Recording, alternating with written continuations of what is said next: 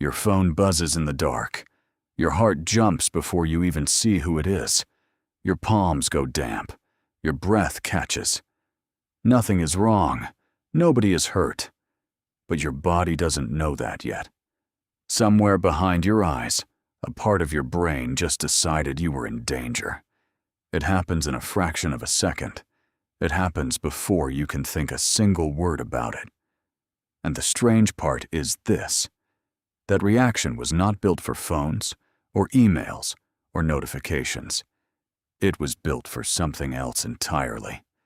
Something that hasn't existed in your life in a very long time. It was built for being hunted. For most of human history, your ancestors lived in a world where a rustle in the grass could mean a predator was close, where a shadow moving wrong could mean the difference between walking home and not walking home at all. Their brains adapted to that world. They had to. The slow ones, the ones who paused to think it through, didn't get to pass on their genes. The fast ones did. The ones who flinched first and asked questions later. You are descended from the flinchers. That single fact explains more about your daily life than almost anything else you've been taught in school. It explains why a harsh email can ruin your whole afternoon. It explains why you replay an awkward conversation at 2 a.m. It explains why bad news sticks so much harder than good news ever does. Your brain was never built to make you happy. It was built to keep your ancestors alive long enough to have children. And those are not the same job. Let's go back further. Around 2 million years ago, on the open grasslands of East Africa, early humans were not the top of the food chain, not even close. Leopards hunted them. Hyenas hunted them. Large cats with teeth built for exactly this purpose hunted them. Anthropologists studying fossil remains from this era have found bite marks on skulls that match the jaw spacing of ancient predators almost perfectly. Your ancestors were, quite literally, prey. So their brains built a shortcut. Neuroscientist Joseph Ledoux spent decades mapping this shortcut in detail.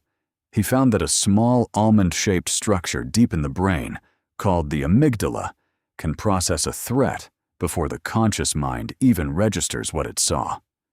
Information from your eyes travels 2 routes at once. One route goes to the thinking brain, the slow and careful one.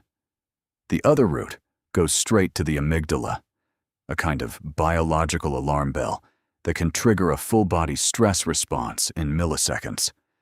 Here's the key detail. The fast route doesn't wait to be sure. It would rather be wrong 100 times than miss one real threat. A flicker of movement in the grass gets treated the same way, whether it's a lion or the wind. Because for a creature living in constant danger, the cost of ignoring a real lion is death. The cost of overreacting to the wind is nothing but a wasted flinch. That trade-off made perfect sense on the savanna. Does it still make sense in your kitchen, staring at an unread message from your boss? Not really. But your amygdala never got the memo. There's a name for this mismatch. Evolutionary psychiatrist Randolph Nesse calls it the smoke detector principle. A smoke detector is designed to go off far more often than there's an actual fire, because burning toast setting it off 100 times is a small price to pay for catching one real fire before it spreads. Your fear response works the exact same way. It's tuned for false alarms.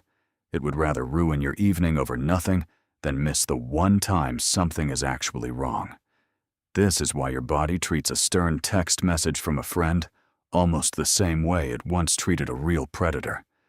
Your heart rate rises, your muscles tense, cortisol floods your bloodstream.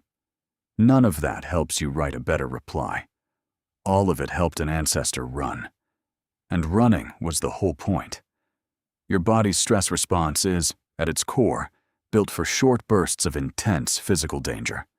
A chase, a fight, a few terrifying seconds, and then it's over, one way or another. Neuroendocrinologist Robert Sapolsky spent years studying exactly this pattern, comparing the stress responses of wild animals to modern humans. He found something unsettling. Zebras experience stress in short, sharp spikes, tied directly to physical danger, and then it fades completely once the danger passes. Humans do something zebras never do. They keep the stress response running for hours, days, sometimes years, triggered not by lions, but by thoughts. A memory. A worry about tomorrow. A conversation that hasn't even happened yet. Your ancestors' alarm system was built to switch off. Yours rarely does.